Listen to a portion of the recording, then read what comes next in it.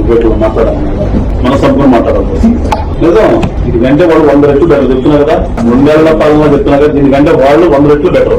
2 ఏళ్ల పాలన చెప్తున్నారు కదా, దీనికంటే వాళ్ళు 100 రెట్లు బెటర్.